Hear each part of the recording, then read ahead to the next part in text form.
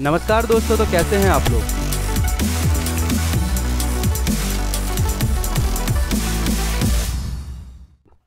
और आज हम लोग बात करने वाले हैं जीएसटी में क्लोजिंग स्टॉक के क्रेडिट के बारे में।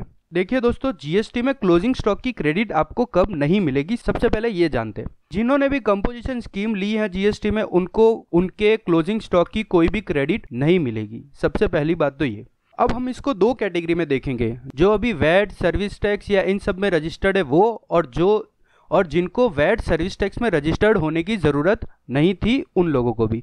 तो सबसे पहले हम लोग देखते हैं जिन्होंने अभी रजिस्ट्रेशन लिया हुआ है वैट वगैरह में, तो उनके पास जो स्टॉक पड़ा हुआ है उसकी क्रेडिट उन्हें किस तरह से मिलेगी। देखिए दोस्तों, क्या होगा कि जीएसटी एप्लीकेबल है अपने 1 जुलाई से। उसके पहले जो भी आपने वैट और जो भी आपका सर्विस टैक्स है उसके अंदर जो आपने रिटर्न भरा, उसके अंदर जो आपने क्रेडिट शो की है, वो क्रेडिट ऑटोमेटिक ट्रांसफर हो जाएगी आपके जीएसटी पोर्टल पे। मतलब वो इनपुट क्रेडिट अब बन जाएगी आपकी जीएसटी की क्रेडिट।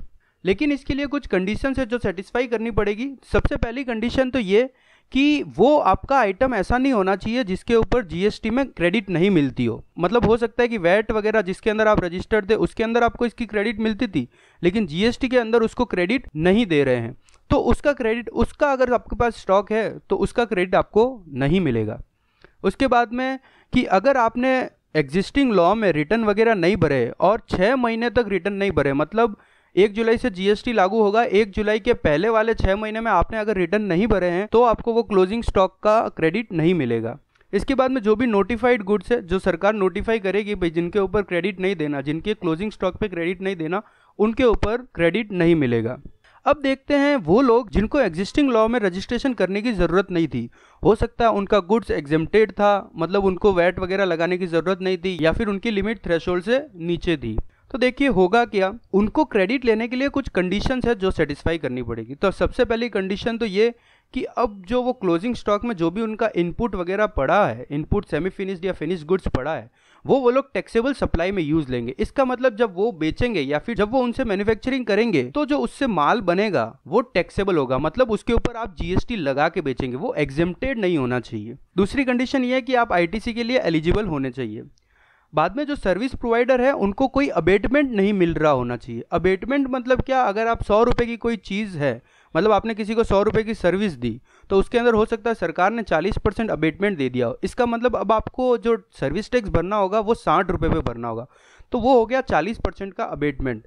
तो आपके पास कोई भी अबेटमेंट नहीं होना चाहिए। अगर अबेटमेंट है सर्विस प्रोवाइडर के पास तो फिर वो क्लोजिंग स्टॉक का क्रेडिट नहीं ले सकता। और बाद में चौथी चीज़ ये कि आपके पास इनवॉइस या फिर ऐसा डॉक्यूमेंट होना चाहिए जो ये सबूत दे सके, जो ये एविडेंस दे सके कि आपने वो टैक्स का पेमेंट किया था, वैट, एक्साइज, उस टैक्स का पेमेंट किया था। ऐसा आपके पास कोई डॉक्यूमेंट्री प्रूफ होना चाहिए या फिर उसका इनवॉइस होना चाहिए।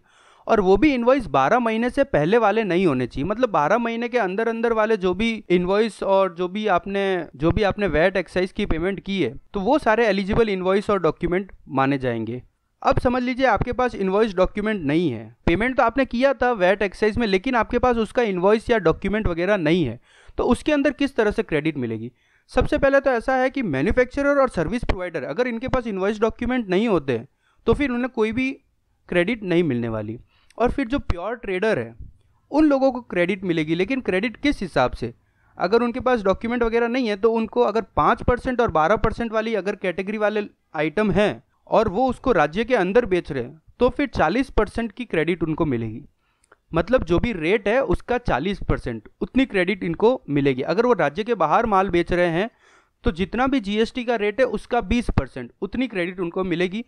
इसी के हिसाब से 18% और 28% वाले कमोडिटी है, अगर उनको आप राज्य के अंदर अंदर बेचते हो तो 60% आपको क्रेडिट मिल जाएगी, मतलब 60% रेट की क्रेडिट मिल जाएगी। और अगर राज्य के बाहर माल बेचते हो तो 30% की क्रेडिट मिलेगी। मतलब अगर क्लोजिंग स्टॉक में आपका माल 100 रुपये का पड़ा हुआ है और 100 रुपये का माल अगर आपने राज्य के अंदर अंदर बेचा है और उसके ऊपर समझ लीजिए 18% की रेट लग रही है, 100 रुपये पे 18%, मतलब 18 रुपये का आपका टैक्स हुआ, 18 रुपये का 60% कर लीजिए तो उतनी क्रेडिट आपको मिल जाएगी। इसी तरह सबकी कैलकुलेशन होगी।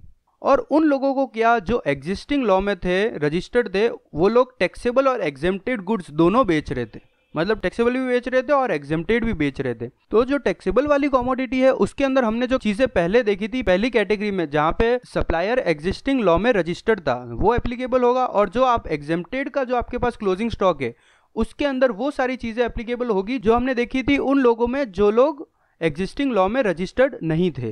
तो इस तरह से इनकी भी कैलकुलेशन होगी अलग अलग। तो मैं उम्मीद करता हूँ आपको ये वीडियो पसंद आया होगा, और अगर पसंद आया है तो प्लीज़ लाइक कीजिए, शेयर कीजिए अपने दोस्तों के साथ बिजनेस ग्रुप में, और कमेंट करें वीडियो के बारे में। और भी अगर कोई क्वेरी हो तो आपको सब्सक्राइब करें फिनबस को, इसी तरह की टैक्स और अकाउंट्स अपडेट्स और भी आते रहेंगे। धन्यवाद और आपका दिन शुभ रहे।